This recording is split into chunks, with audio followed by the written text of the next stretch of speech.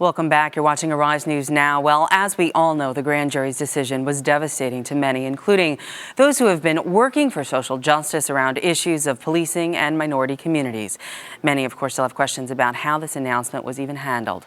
Joining us now by phone is Pastor Traci Blackmon from Christ the King United Church of Christ in Ferguson, Missouri. And here in our studios is Dr. Uhuru Williams, who is a history professor from Fairview University. Thanks so much for joining us. My pleasure. Thank you. Thank you. Hi, Traci. First of all, let's start with you because you're in Ferguson right now. What is everybody saying and feeling right now? Can you describe the mood there and what some of your folks there have been telling you and coming to you with? Well, the mood is sad. It was devastating to watch so many parts of the city burn yesterday. So many businesses were lost. There was a huge disappointment and grief for some of the community around the grand jury decision, and for other parts of the community, it was a welcome decision. So there is division here, as you might expect, and overwhelming sadness that I think all of the community is unified in feeling a sadness about the destruction of property, and a sadness about the destruction of any potential hope for a real dialogue at this very moment. At this very moment, of course, the dialogue really challenging to have there. But Uhuru, obviously, you study this in a historical perspective as well, and that dialogue is systemic and really contingent on not just this one issue of the shooting of Michael Brown, but it's a larger conversation about race in America. Absolutely. We find ourselves in this moment again, 1967, 1968, in the aftermath of a rash of long, hot summers and riotous summers, where the nation really had to address the issue of poverty and inequality and how they're connected to race. Ferguson, in some sense, is that 2014 moment where we have to revisit those issues and ask ourselves, how far have we come? Martin Luther King wrote memorably in his final book, Where Do We Go From Here, Chaos or Community, that if we didn't address structural inequalities, we would find ourselves in this moment again. And Ferguson, despite the election of a black president, despite a Latina on the United States Supreme Court, a black attorney general, Ferguson represents our inability, our failure to address those issues in a substantive way.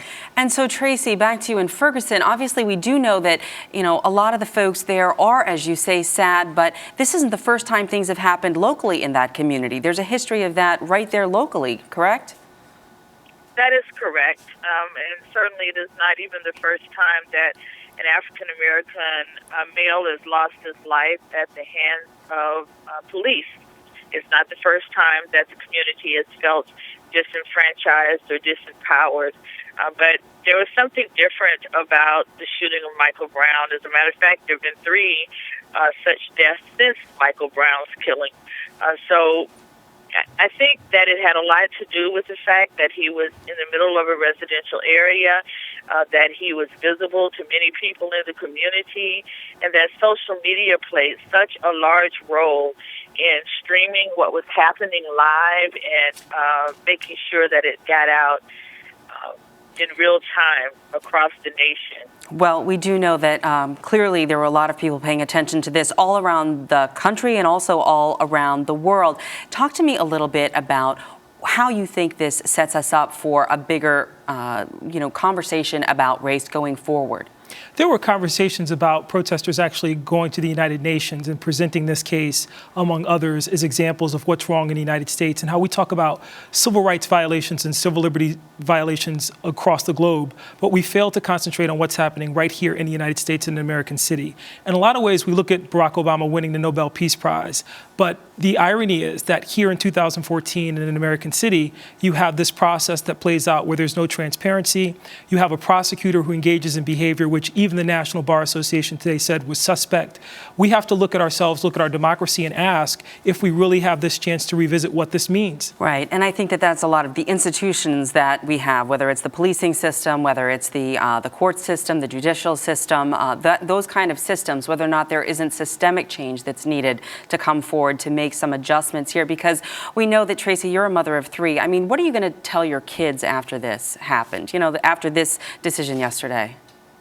Well, my children are all adults, and two of them are black men. One wears dreadlocks, and the other is very clean-shaven. They're both brilliant and bold young men, and so I don't really have to tell them this story. This is a story that they've been living all of their lives.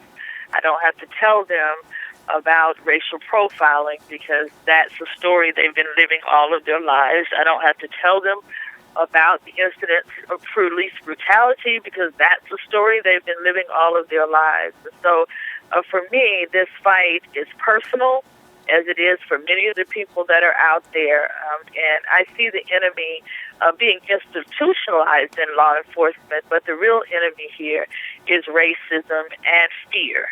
And so it's incumbent upon all of us to have the honest conversations that we have so that we don't continue to revisit this place over and over again. Pastor Traci Uhuru, you have any last thoughts on that? There are 11,000 students in the Ferguson-Florissant School District. 68% are poverty and reduced lunch. Pastor Blackmon is exactly right. We have to conquer racism, but we also have to conquer poverty along with that. If we don't do that, we're going to find another Ferguson, Missouri. We'll be right back here again. A lot of economics tied to this as well. Absolutely. All right. Appreciate that, Uhuru, and appreciate that, Traci, for being here on Arise News Now. Thank you. And you're watching Arise News Now.